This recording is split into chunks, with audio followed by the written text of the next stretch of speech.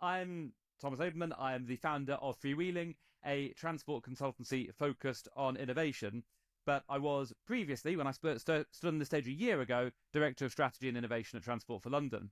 And I'd like to start with a story from TfL's early days. So this was 2002. Ken Livingstone and Commissioner Bob Kiley were deciding whether or not to do the congestion charge. And Ken was worried it would be unpopular, it might cost him the next election. And Bob Kiley, who was a Yank, said, "You didn't bring me over to New York to not use the powers you've got." And they decided to do it. Now, I am sure this story is heavily mythologized, but what I love about it is a simple decision taken quickly. And that's something that we find increasingly difficult. And this is not a transport problem. It is not a British problem. If you look at some of the books that have come out in just the last year, there's Friction Project and Geekway, which describe this problem in American private corporates. You've got Fail State, which describes this problem in the UK public sector. You've got How Big Things Get Done, which talks about cost overruns and delays on major projects. But right the way through all of these books, there's a theme around the challenges of making decisions. But I think it is probably harder for us because we're talking today in Manchester, and 200 years ago, the Liverpool to Manchester railway opened to this city, kickstarting passenger railways globally. And that railway's been running non-stop ever since. It was the Liverpool-Manchester, it then became the Grand Junction Railway, that was folded into the London North Western Railway, which became the London Midland Scottish Railway, into British Railways, into Network Rail. But a non-stop organisational sequence. And all the way through that sequence, you've got good, well-motivated people adding processes, adding sign-offs, adding structures to prevent bad things happening, to improve safety, to improve accountability. But collectively, they make it hard for people to do their jobs and make decisions because it's a kind of ratchet. It's very easy to add structures, processes, and it's much, much harder to take them away. But there is another reason why I think we're finding it particularly hard to make decisions at the moment. And that is the amount of data and information that is available to help us. So I'm going to talk about zettabytes now. So a zettabyte is 1 trillion gigabytes. A gigabyte is 1 billion bytes.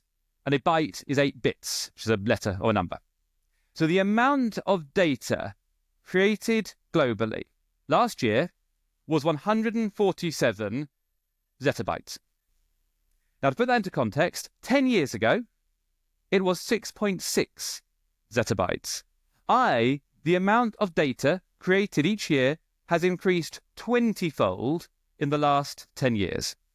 And some of that's Google and Amazon, but some of it's us.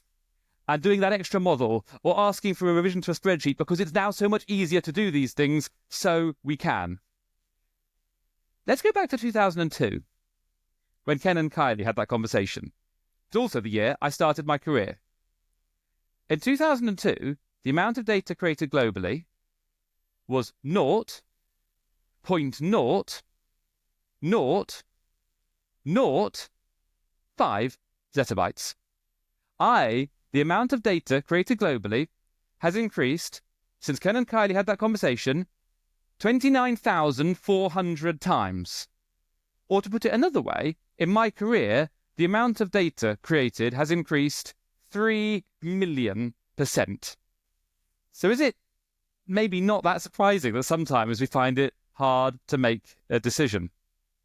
Now, one of the interesting things is that the tech companies often find it easier to deal with this because actually they are data-first companies, so they create data, so they know how to manage it and how and when not to use it. It's a bit like Steve Jobs and Johnny Ives, the creators of the iPhone, had incredibly strict rules for screen time for their own kids because they knew what they'd created and they knew the consequences.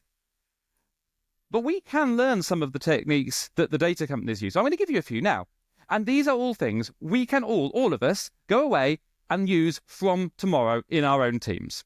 So here's one-way door, two-way door. Amazon categorize every decision as either a two-way door decision, which is a decision that you can easily roll back. If you don't like the consequences of the decision you've made, you can just go back and change it. Or a one-way door decision, which is a decision that once you have implemented that decision, it's hard to go back. Now, one-way door decisions need business cases and approvals and all that jazz that we all love, but we treat two-way door decisions the same way.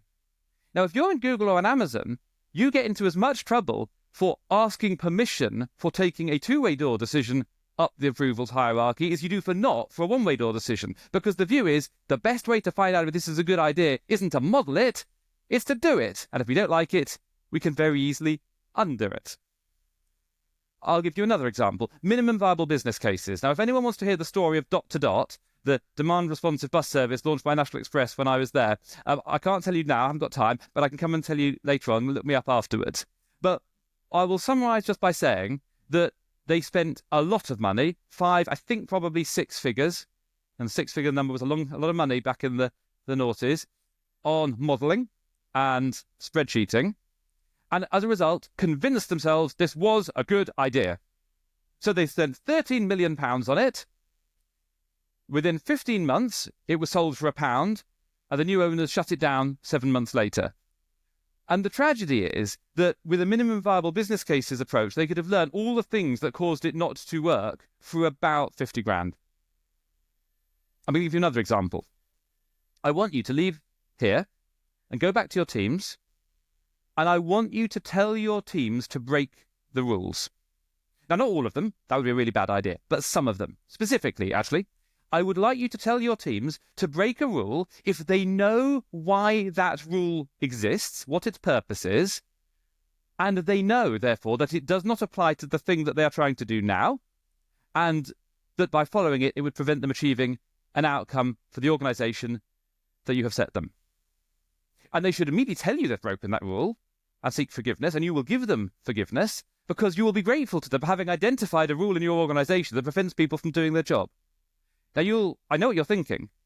You say, we can't do that. We can't tell people to break rules. That would be a disaster. We are the most compliance-driven sector on earth. However hard you tell your people to break the rules, you will have to work incredibly hard to get them to break even the most obviously breakable rule, trust me. And to prove this to you, I would like you to imagine my mirror image, all right? So somewhere in Silicon Valley now, there's my inverse counterpart trying to tell a whole load of tech bros to have some rules. Like, it's a really good idea. Look, if we have rules, bad things don't happen and we don't kill people. And they're saying, no, we're libertarians, we can't do that, we hate rules. Now, their culture is such that just telling them to have some rules doesn't mean they'll actually follow those rules, but it's a good idea to tell them to do it. Our culture is, it's a good idea to tell us occasionally in the right circumstances to break a rule. And the final example I'd like to give you is the 70% rule. And here's a rule I would like you to follow. And this is a rule adopted by Amazon. And it is very simple that you should make a decision once you have 70% of the information that you wished you had.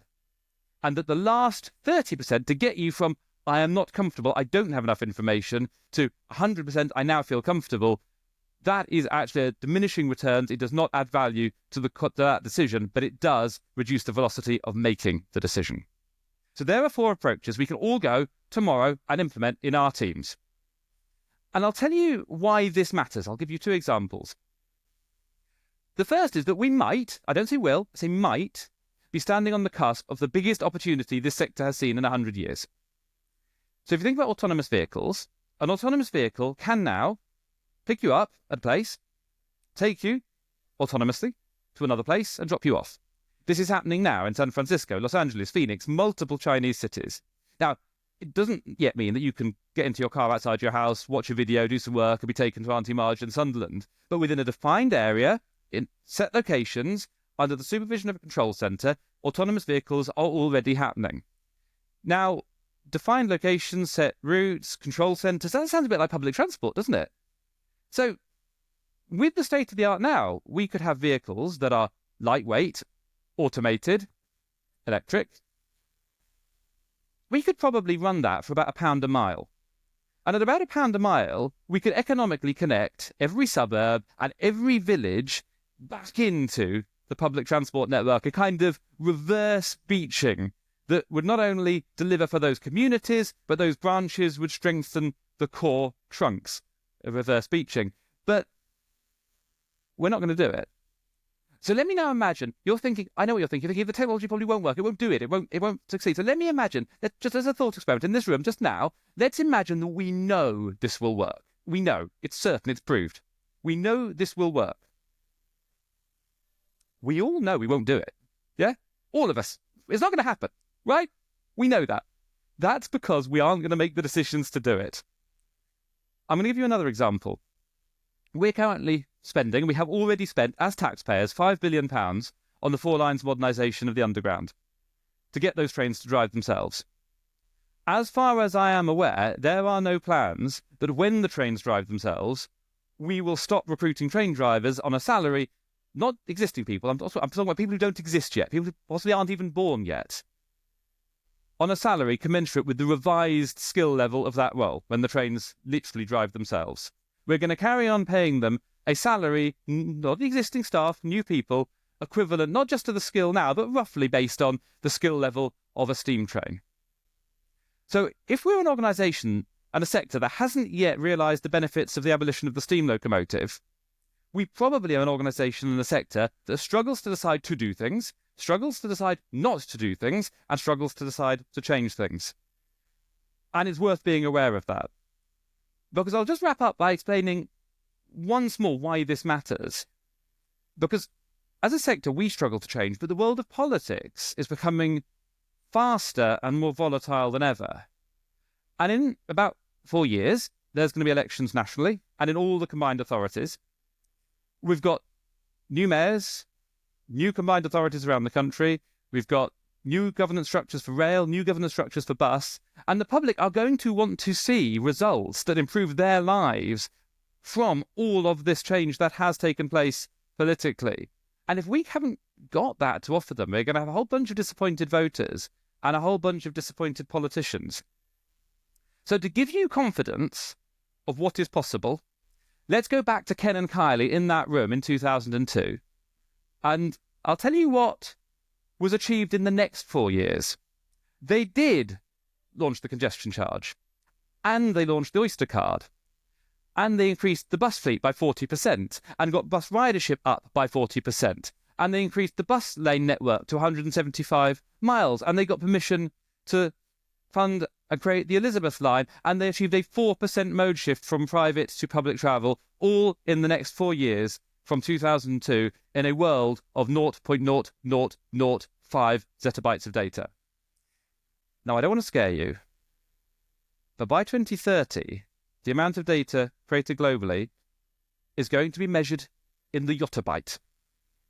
I'm not even going to tell you what a yottabyte is, but if we want to achieve the kind of change that they were achieving in 2002 in our sector, then the first thing we need to do is make some decisions about how we make decisions. Thank you.